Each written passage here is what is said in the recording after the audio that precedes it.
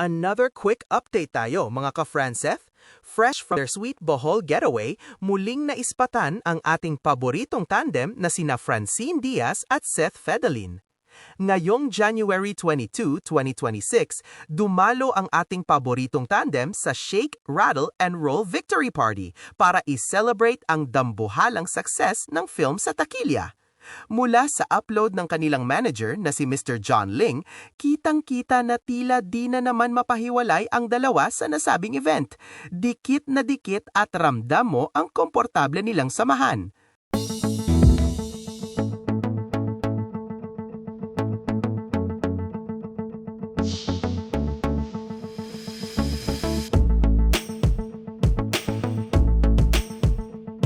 Isang shared video na ispatan din ng dalawa na seryosong nag-e-enjoy sa kanilang pagkain habang katabi ang batikang aktres na si Miss Carla Abellana.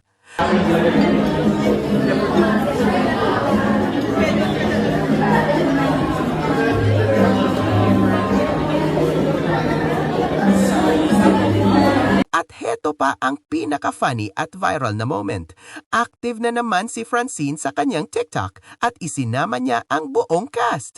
Lahat sila, including Seth, ay todo hataw sa pagsayaw ng budots na isikat na linyang bawal tumawid, nakakamamatay. Bawal tumawid, nakamamatay, bawal tumawid. Iba talaga ang energy ng SRR family. Narito ang behind-the-scene moment. Nakamamatay, bawal tumawid.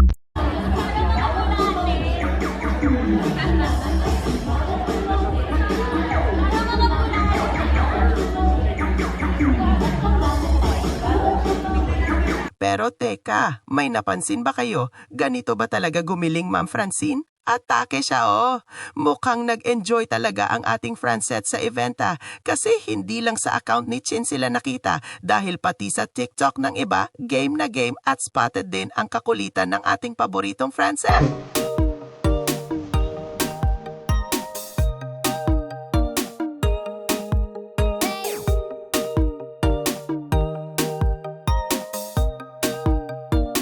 Tunay nga ang tagumpay ng Shake, Rattle, and Roll ay mas naging matamis dahil sa saya at samahan ng buong cast, lalo na ni Chin at Seth. Kayo, napanood nyo na ba ang Budots version ng Franceth? Sino sa tingin nyo ang pinakamagaling humataw? I-comment nyo na yan sa baba. At para lagi kayong updated sa bawat spotted moment at TikTok dance ni Chin at Seth, huwag nyo nang kalimutang i-like, share at i-follow ang ating page. Maraming salamat sa panonood. And as always, Franceth forever!